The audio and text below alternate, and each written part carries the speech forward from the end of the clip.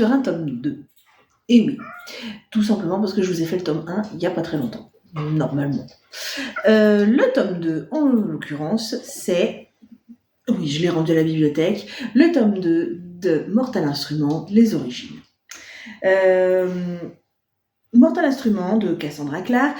Vous vous souvenez, je vous avais dit que c'était de la lecture young adulte et surtout de la science-fiction, uchronie, fantastique. C'est de l'imaginaire. Voilà. C'est publié chez PKJ et j'ai mis à peu près 3 jours à le lire, à peine, parce que je l'ai dévoré. Hein, je vous avais déjà dit que c'était addictif après le tome 1. Ben voilà, ça l'est toujours autant. Au niveau de l'histoire, j'ai pas envie de spoiler tous ceux qui n'ont pas attaqué par le tome 1. Je vais faire très concis. On est toujours sur un triangle amoureux, je pense que vous l'aviez compris de toute façon avec le tome 1, entre Tessa, Will et James. Donc un triangle amoureux qui s'installe un petit peu. Et d'ailleurs, il s'installe autant que Tessa s'installe à l'Institut. Voilà, pour faire le rapprochement. Vous avez vu un peu le nom ? Voilà, donc Tessa s'est installée à l'Institut avec les chasseurs d'ombre. Elle sait toujours autant de choses sur ce qu'elle est et sur son passé. Vous vous en doutez que c'est un peu le but de ce tome-là, du coup, c'est de savoir qui elle est ou ce qu'elle est, puisque elle sait pas trop si elle est une sorcière, une créature obscure, machin, bref, voilà.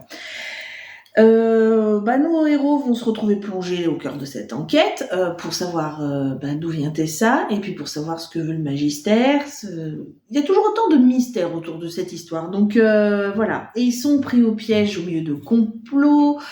Il y a des sentiments qui les dépassent. Enfin bref, il y a plein de choses qui se passent dans ce tome 2. C'est formidable, on s'ennuie pas.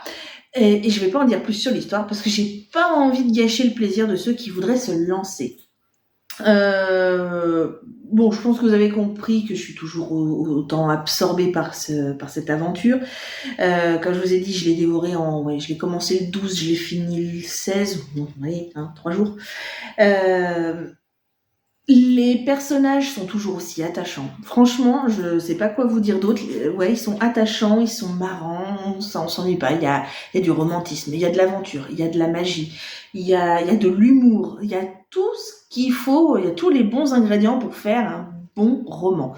Et même, alors je sais pas, j'ai pas vu la série sur Netflix, mais il y a tout ce qu'il faut pour faire, à mon avis, autant une bonne série ou un bon film qu'un bon roman. Franchement, si c'est... Après, il faudrait que ça soit à la hauteur de ce qu'on s'imagine dans sa tête en même temps. Ce qui est pas forcément évident. L'enquête est vraiment... Ça vous absorbe, quoi. Vous pouvez que faire des suppositions, vous aussi, à la Sherlock Holmes, quoi. Vous avez envie de deviner, vous avez envie de savoir ce qui se passe dans l'histoire, quelle est la finalité de tel ou tel personnage. Franchement, l'intrigue, elle est de ouf. L'aspect romance ne prend pas le dessus, parce que je pense qu'il y en a qui vont peut-être se freiner en disant oh là là, un triangle amoureux, mon Dieu, c'est vu et revu. Et en fait, c'est bien fait parce que du coup, ça prend pas le pas sur tout le reste de l'histoire. Ça reste dans une partie de l'histoire, mais ça ne gâche pas tout le reste. Vous voyez, c'est pas le truc qui est pesant où on a l'impression que ça prend le dessus sur le reste, sur l'intrigue ou sur l'enquête ou voilà. Ça ne reste qu'un pas anecdotique non plus parce que c'est quand même bien présent, mais en fait ça rajoute de l'intérêt et ça sert l'intrigue en fait parce que du coup on joue avec ce triangle amoureux pour jouer avec les interactions des uns et des autres et ça fait avancer l'histoire au fur et à mesure en fait.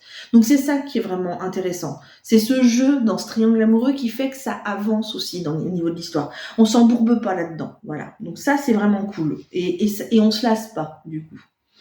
Je vous dirai pas quel team je suis, mais moi j'étais contente. Voilà, vous me direz à la fin du tome 2 si vous aussi vous êtes content, et si vous êtes même team que moi. Ça a mis un petit peu le beans entre ma fille et moi, pas un gros beans, mais on n'était pas de la même team. Ma fille était surprise que je sois de ce bord-là, mais bon, voilà. On dénoue qu'une petite partie du mystère dans ce tome 2. Je vous le dis tout de suite, pour ceux qui s'attendent à ce que ça y est, que ça pose les choses et que le tome 3 soit peut-être un petit peu plus light, je m'attends à ce que ce soit condensé dans le tome 3, parce que finalement, on n'a pas dénoué grand-chose dans ce tome 2. Ça reste encore bien Gloubi-boulga. Mais je lui mets toujours 5 étoiles sur 5. J'ai hâte de lire le tome 3 et je suis déjà à fond sur la série des Mortal Instruments, pas les origines, mais la suite, quoi. Voilà. Je vous dirai au fur et à mesure que j'avance dans l'histoire. Et puis, en attendant la prochaine, lisez!